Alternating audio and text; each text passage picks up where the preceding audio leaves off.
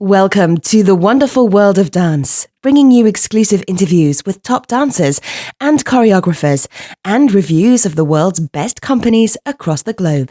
You can find lots more on our website at thewonderfulworldofdance.com. Hi, this is Savannah Saunders from The Wonderful World of Dance, and today I'm thrilled to be speaking with dancer, choreographer, artistic director and entrepreneur Mateo Klemmeyer. After a stellar career on stage, Mateo is now a hugely successful serial entrepreneur who owns 4 companies across manufacturing and the arts industries, turning over more than $15 million and employing a staggering 130 people. One of Mateo's companies is the beautiful dancewear company, Zarely. I'm absolutely in love with their clothing range, so I'm keen to hear more about it. So let's find out from Mateo how we went from dancing on stage to creating multi-million-dollar companies and building the most beautiful dancewear brand worn by famous ballerinas around the world. Hi, Mateo. Thanks for joining us. Hi, Savannah. Thank you for having me. My pleasure. So before we talk business, let's talk ballet. Yeah. So let's go back to the beginning of your career. Tell us, when did you start dancing and what made you take up ballet? Well, I started actually quite late. I always loved the arts, but I was doing mainly football and basketball, these kind of things. And then when I was about 13, in my hometown, Wuppertal, they were choosing children for the musical Oliver Twist. And so I went to the audition, and they threw me out immediately because they said my singing was so terrible. Fortunately, a little later, they still needed people, and then they took me back. They said, "Okay, you'll have a second try." And they liked my moving and my acting so much. They still hated my singing, but so they integrated me more and more to the point that at the end of the whole experience, they actually made me Oliver Twist, 4th cast, but still Oliver Twist of them in the musical. And then I don't know how you say that in English, when the voice breaks, when children go into puberty, voice. So the voice, so the others had the issues of that. I was a tiny child, so I didn't have the issue of my voice breaking, and so I actually became 1st cast. And so I fell in love with being on stage and acting and the whole experience. It was just the best. And then there was a ballet company involved in doing all the dance parts. And when I saw those guys, I was just in love with their movements. And it was like looking at people flying, and I wanted to find out how that feeling would be. So after that, I was really late to ballet. 14, 15, I actually started dancing. And I remember, so I was 14, 15, and I had to do my first classes with like 7-year-old girls coming, straight from the football pitch. I really had to overcome my own ego quite a lot there. But that's how it came. I was going to say, starting so late, like as you say, you had to overcome clearly some challenges. How did you manage to catch up with the rest of the class? How did you approach that? Yeah, I generally, I think I'm a huge dreamer. And so when I have a dream, and I think even though everybody else around me said it's probably not going to happen for you, the whole dance thing, my dreams were so tangible in a way. I was sure I was going to make it. It was there. I had no doubt. And till today, I always run through life like that. And I think it was just, I had the work ethics that others didn't have, but simply because I was sure I was going to make it. It was more of a question of how fast it was going to be. And the more I would work every day, the faster I would get to the goal. And so when I just started, I did class every day, and still in the evening in my own room. I mean, my mom thought I was crazy. I would still do for 2-3 hours just stretching and trying things and so on every single day. And I think, you put in the efforts. I mean, you can even be as untalented as myself. You will still, get somewhere in the end.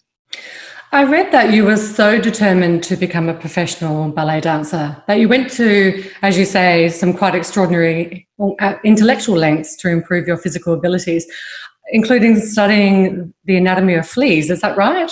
Yes. Yeah, Tell us about this desire for knowledge. Yeah. Well, it's the desire for knowledge is one thing, but it's more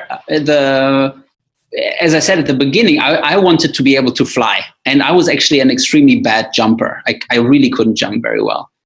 And so it was always just the means to an end. Whatever I do, whatever I learn, it was always that there seemed to be a roadblock on my way to get to my dream. And so I needed to build the knowledge to overcome this roadblock. And the jumping was a big one for me. And taking it from fleas, it helped me a lot. So I think I have a very different coordination to many other jumpers also, simply because I took it from fleas. I jump a lot. Like my takeoff is a lot slower. I'm doing it much more through pulling the muscle, almost like an arrow, and then shooting, rather than like trying to physically through muscle power get myself in the air. And yeah, that was one of the many things where I needed to find a way to that end, and I needed to research insects who are incredible jumpers. And so you clearly achieved your dream. You've danced across both sides of the Atlantic. You've danced with the San Francisco Ballet. You've danced with many other companies, Boston Ballet, Birmingham Royal Ballet, Zurich, rising through the ranks to soloist. Mm-hmm. Tell us about the experience of dancing with these companies, quite different companies. Yeah. Well, I think there were very different experiences. Overall, I love the arts and I love dancing. I grew up in a very, very tolerant household, in a household where I was literally 5 years old and I would challenge my mom on anything. And she had to argue her case. It wasn't like, no, I tell you what to do and this is what it's going to be like. Going with this kind of mentality into ballet company is very, very difficult. And also constantly wanting to research. So I very often I would read about a role and I would challenge the choreographer. But it's not very common to be challenged as a choreographer or director, right? Yeah. So it was that part was very hard for me. But in the end, being on stage and just getting lost in this dream world on stage, to me there was no better. I really, really loved it. And I think I learned, the beauty to me, so every company was very, very different from one another, but I got so many different perspectives on dance that really enriched me a lot. And still to the day, so we're creating performances from time to time. We're going to have a gala coming up. It helps me obviously a lot to really take on all these different dance worlds that I have witnessed and try to put them together into a great arts piece. And you just mentioned there about a gala. You also have your own dance company called M & Company. Tell us about this company of yours. Yeah, well, I started it actually, a long time ago now, 11, 12 years ago. And what we would do, we would create pieces in San Francisco, for example. I lived for quite a while in San Francisco. In a warehouse, we would have small performances here and there, very often charity performances. And then we would take those and the best pieces that we created, and we would take those to Germany on tour, to Poland on tour. So that's what we did. I honestly did not do any. We did a dance movie also about the background of ballet dancers, or backgrounds of ballet dancers all over the world, coming from the slums in Rio or coming from, it's different. It's very different paths. But that was pretty much the last time I really still created a show. And that's almost like 5 years ago now. And now it's the first time that we're bringing something, but under Zarely, together with this big gala. Well, as you mentioned Zarely, let's turn to Zarely, your uber stylish dancewear company. Mm-hmm. Where did the inspiration come to create Zarely? Well, my two of my closest friends and me, we had long discussion in San Francisco. That was now, 3 years ago, something like this. Ruben Martin, who is a principal with San Francisco Ballet, or was, now he's still the character principal dancer, and Diego Cruz, who's still with the company.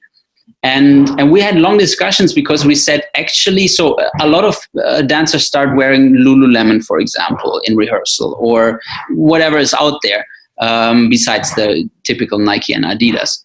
But we thought you can actually do so much better than that, so much more specific, like emphasizing the beauty of a dancer's leg or upper body or whatever, you would emphasize as a dancer if you would, make your own clothing. And so we started, that was the starting point, but we said, look, we don't really know about this and we want it to be extremely high quality. So that's when we then brought in fashion designers to support this endeavor. And so, yeah, that's how we came up with this. And now we're, I would say, pretty specific in targeting the people that we know best, which is fellow dancers. And you work with quite a number of famous dancers to inspire the Zarely range. Tell us about why these collaborations are important to the design and quality of your products and to your overall, I guess, ethos of your company. Mm-hmm. Well, we wanted to really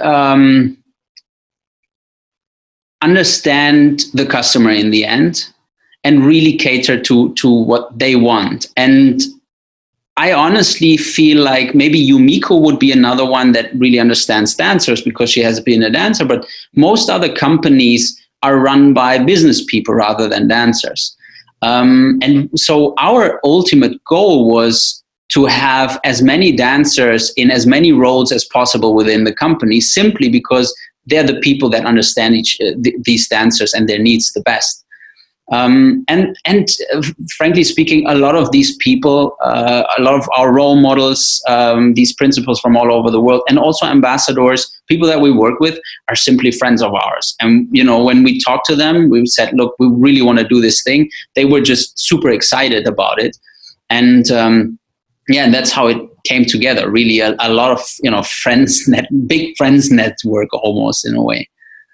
And the range is really high tech as well as being very, very beautiful. So just having a look at the range, but I think the particular range that was who was inspired by, let me think, Sonia Rodriguez. Mm-hmm. Some, really cool tops, which you can imagine actually you could wear into the studio, you could wear on the street. It's, very, very fashionable.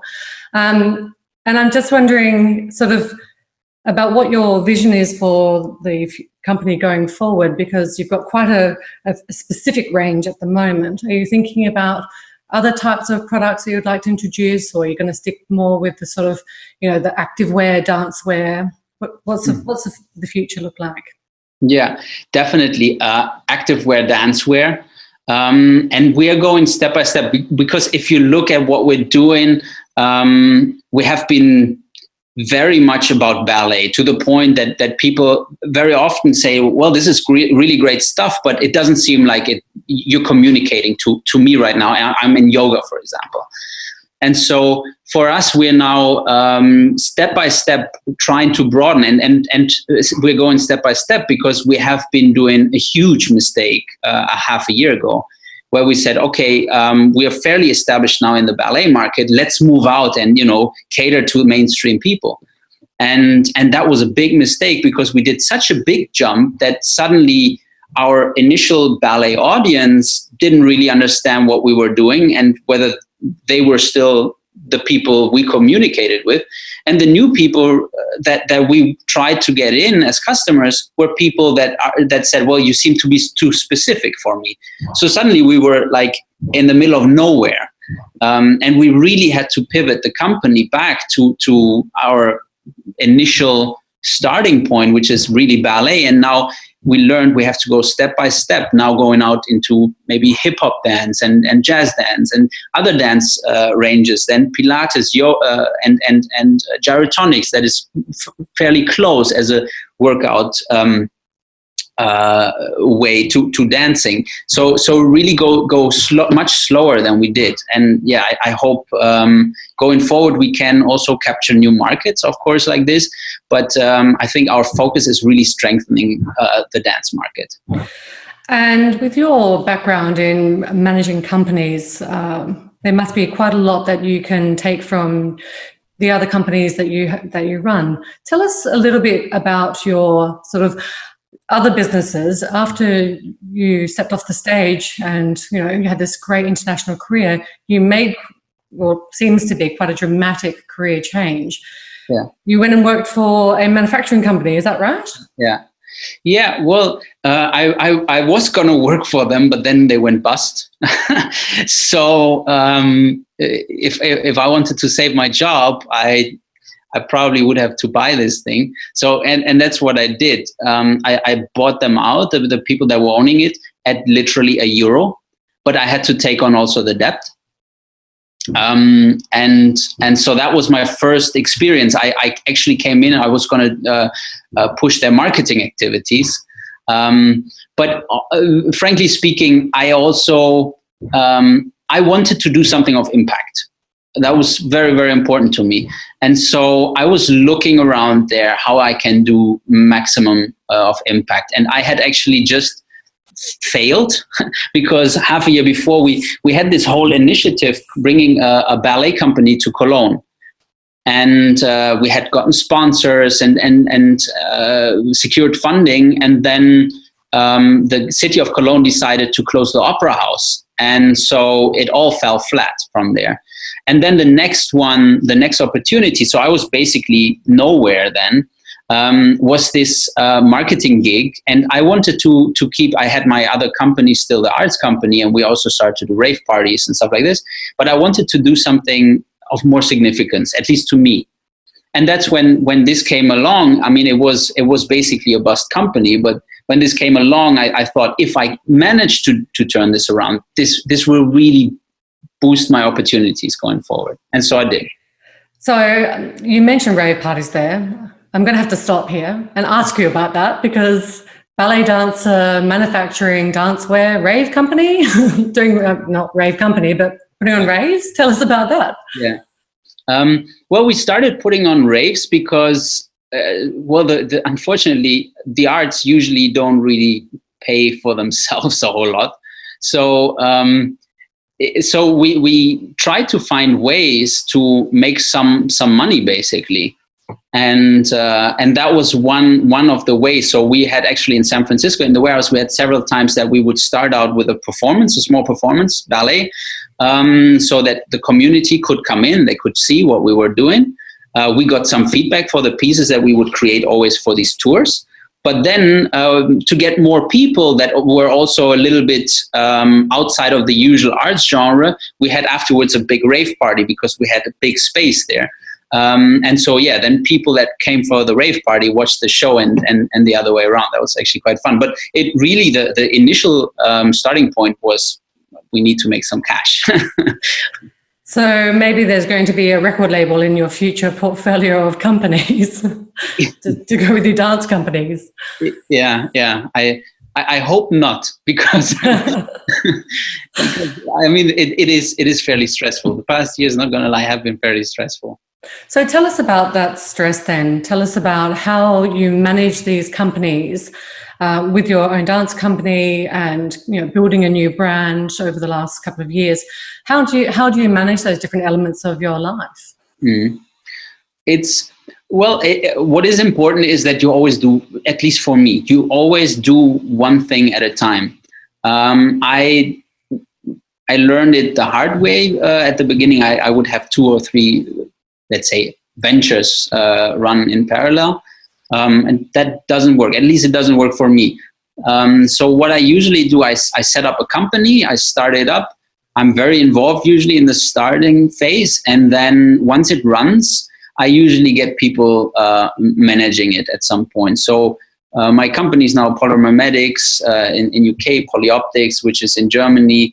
If I have the feeling they have a certain stability now, I bring in a new manager who's running the thing, and I just once a month I overlook the numbers, the key performance indicators, and so on, and that's it. Otherwise, they run fairly independently. I only interfere if shit hits the fan, basically. But your companies, they're quite different. you've got the manufacturing, and tell us about the other companies, because it doesn't seem like a normal natural fit. It seems so far removed from the dance world and the first act of your career. Tell us about that. Yeah. Well, it was really I had my own company with the performances. Then we started to do raves. Then I tried to set up this company in Cologne, which didn't work out. And then I got this opportunity with manufacturing. And so I went into it, and shortly after realized that it was a great opportunity as a starting point. But for me, generally making for myself the analysis, I was thinking that the outcome compared to the input that I'm giving, all my resources that I'm giving into this company, the ratio of this is off. So and I said I need to find something, or my next venture should be something where I can apply what I learned, but at the same time I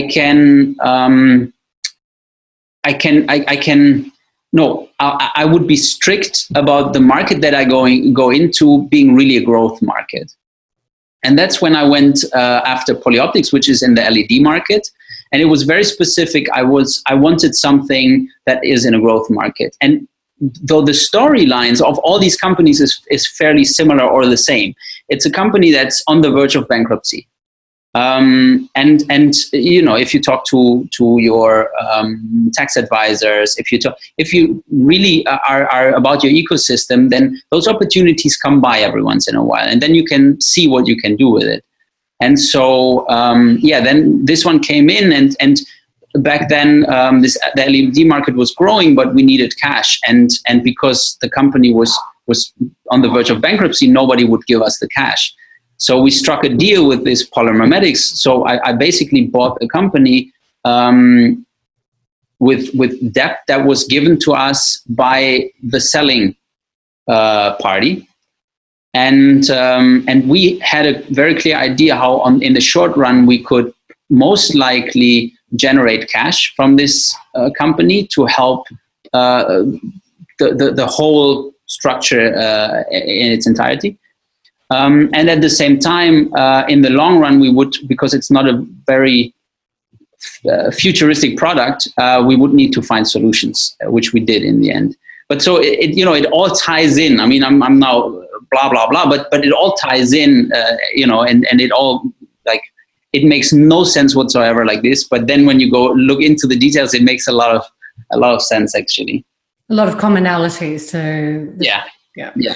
So as an entrepreneur, do you feel that there are particular characteristics that have helped you succeed, or a particular sort of way in which you approach your business life that perhaps maybe has some commonalities with your dance life?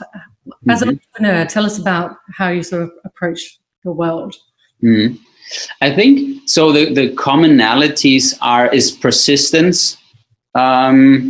Is being able to deal, and this I actually unfortunately didn't have as a dancer as much as I would wish for, being able to accept the discomfort that entrepreneurship brings just as much as dancing. I mean, you're performing tonight, you're not for the whole day or even for the whole week before, if it's maybe, let's say, opening night, you're in a state of discomfort.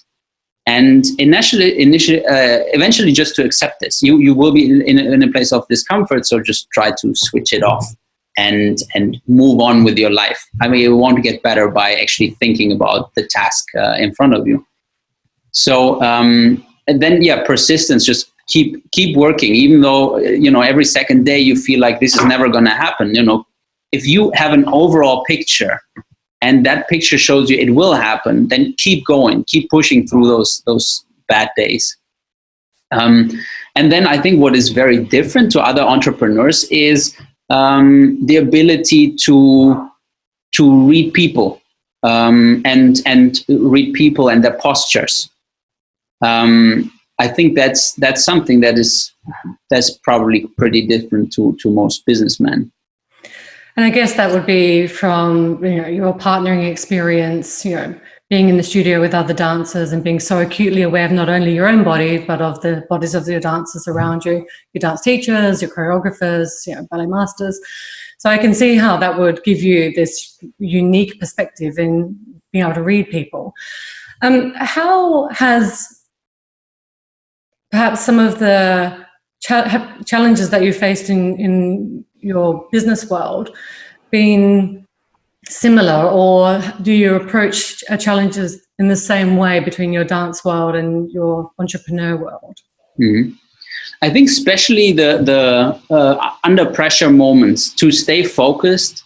And so I as a dancer, when I started my career, and I think that's generally a problem of somebody who's very ambitious, I would be extremely nervous going on stage. And I actually learned a lot from the Cuban guys in particular. I have still a lot of Cuban friends. They would be joking around backstage and so on and so on. And I would be just madly concentrated. I think, and the drawback is that you're not relaxed enough to be present and in the moment. And so what helped me a lot was to really understand, to get into the moment and into this feeling of flow. So I don't have to control anything, and I don't have to go through steps 1,000 times just before the performance. It's not going to make a difference, but it will make a big difference if I'm just here and now in the moment and I can react to whatever happens. And that's something I think that I learned very much from dancing, and that I can apply now in business meetings, in these kind of environments, that when it's go time, it's a lot of pressure, I can stay in the moment because I know how to get to that place. And yeah, I think that's a big one.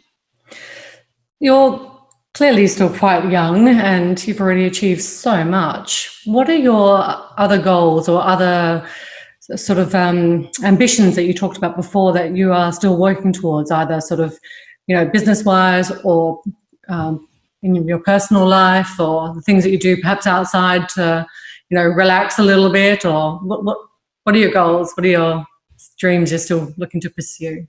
My main goal is, so I would initially say, to create as much impact as I can, create a bigger company, a better company. But really, I think my main goal is to find peace in myself, because I think I'm constantly driven. I'm constantly thriving for the next thing. And really, I mean, ultimately, you have to ask yourself why. What is that really going to make a difference in your life? You're still going to have ups and downs. Are they really going to be that different? And so I think, a big one is I have to find the balance in my life and the peace, not to constantly chase after, run in the hamster's wheel in a way. You're quite athletic still outside of work and dance. Is that right? Mm-hmm. Yeah, I love working out. Uh-huh. Okay, so I wanted to very quickly ask you about the ballet gala you mentioned earlier that you're doing with the Zarely brand. Tell us about that. The Zarely Gala is one of our many projects, and what we want to do, so we want to bring some of the best ballet dancers in the world to Ukraine to have them perform, and we want to stream it into the world so everybody can watch it live, as well as stream it in big. We have some partners here that we want to do this with. On a big screen in Kiev, so that the main audience, or let's say non-theater goers, can actually watch this performance as well. And I think it makes quite a difference. I think this has been done in Cuba also half a year ago or something like this. To the people here, that makes a big difference, because to buy a ticket for many people here in Ukraine is a big deal. So because it's quite expensive. So yeah, this is what's coming up. That's what's coming up next, and hopefully it will all work out to the extent that we want. And why did you choose the Ukraine? That's an interesting location. Yeah, well, we have in the past I had a business, or let's say a venture here in Ukraine, and so that was like my first step to working with Ukrainians. And a big one really is the fact that Ukrainians, for startups, the Ukrainian mentality is almost perfect. And so we have quite a lot of people work with Zarely here in Ukraine, And why it's perfect is I have German companies, and I don't want to bash my employees in Germany. Of course not. They're fantastic. But generally, this spirit of I'll make it happen is a lot more here. People are a lot more entrepreneurial than in many other countries that I've witnessed, or actually all of them. So if somebody is not exactly, or let's say this way, I make an example. Actually, she's sitting in front of me right now, by the way. Our lead designer, we're not happy with layouts for catalogs and so on. And she says, you know what, I'll do it. And then you have a fashion designer, suddenly creating a catalog, which, I think in my experience in the past, most people would be like, well, that's not my job. Find the person that's right for it. And this is a mentality that's wonderful to work with, especially for a startup. Absolutely. To be able to have a team around you that is willing to, roll up their sleeves and get involved, to make sure that the outcome is delivered. I mean, it sounds like a perfect synergy between yourself, your company, and the, Ukrainian people. Mm-hmm. So I think that's really about all the questions that I had for you today. Mm-hmm. I just wanted to ask a couple of final questions. Mm-hmm. And one is, it's a question I like to ask a lot, is what advice would you give to other dancers who are perhaps thinking about stepping off the stage and entering into the next phase of their lives, either as an entrepreneur or as in traditional employment? Mm-hmm. What advice would you give others? Well, get in contact with Zarely. Brilliant. Is the first one for sure. I think to me that's a hard one. To say generally speaking, do what you want to do and don't do what you think is the only way. I have friends that became ballet teachers because they felt I can't choreograph, and I'm not renowned enough to be a director. Become a teacher because you really want to become a teacher. But if you actually want to become a computer scientist, don't get stuck in the ballet world. Move out and do whatever you can do next, and go that path. I think it's very, very possible. I think the first steps are very hard, but it's easily possible, because as a dancer, you have had a whole career already, and you're only 30-something years old, and you had to cope with so many challenges. The next challenges will most likely be only a lot easier than that. So yeah, don't limit yourself, for sure. That's such fantastic advice. I just want to thank you so much for joining us today. For our wonderful listeners and our lovely viewers, you must check out Zarely's incredibly beautiful dancewear, and especially their collaborations with famous ballerinas and dancers, which are just, as I say, stunning. Visit zarely.co and definitely check out their gorgeous social channels, especially their Instagram, which I'm a bit in love with. You can also learn more about Mateo's dance company, mandcompany.com. And finally, again, thank you so much for joining us, Mateo. Thank you for having me, Savannah. Don't forget to subscribe. We've got some incredible interviews coming up with principal ballerinas and renowned choreographers. We love dance and ballet, and we hope you'll love us. Join us on Facebook and Twitter.